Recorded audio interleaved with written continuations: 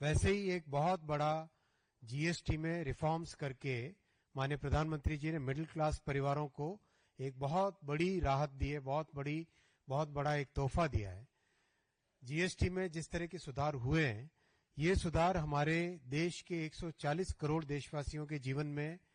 एक बड़ी राहत के रूप में आए हैं। आप सब जानते हैं कि 2014 से पहले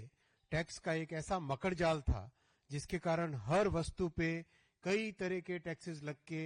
एक साधारण परिवार पे, आम आदमी पे, एक मिडिल क्लास परिवार पे बड़ा बोझा बना हुआ था। जीएसटी से उसके कारण बहुत सारे बेनिफिट्स आए, बहुत एक सिंप्लीफिकेशन हुआ और 6-7 साल के पूरे एक्सपेरिमेंट और पूरा स्टेबलाइज होने के बाद में आज माननीय प्रधानमंत्री जी ने, माननीय वित्त मंत्री जी ने जिस तरह का जीएसटी में रेट्स कम करके, एक रैशनलाइजेशन करके और जिस तरह से एक सिंप्लीफिकेशन करके एक बड़ा रिफॉर्म लाए हैं, उस रिफॉर्म से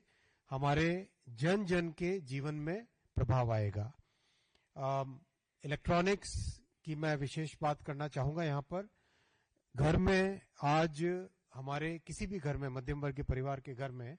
कई तरह के इलेक्ट्रॉनिक्स उपकरण काम में लिए जाते हैं, चाहे टेलीविजन हो, चाहे रेफ्रिजरेटर हो, चाहे डिशवॉशर हो, चाहे माइक्रोवेव का ओवन हो,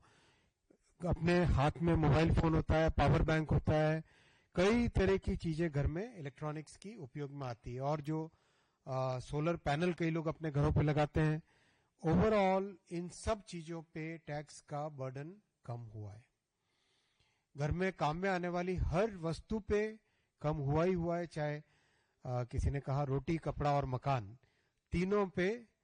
टैक्स का इंसिडेंस कम हुआ है।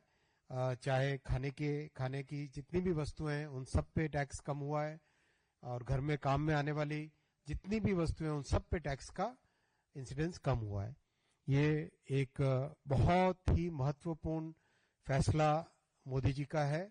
और जैसा उन्होंने लाल किले की प्राचीर से देश को एक नया विश्वास दिया था,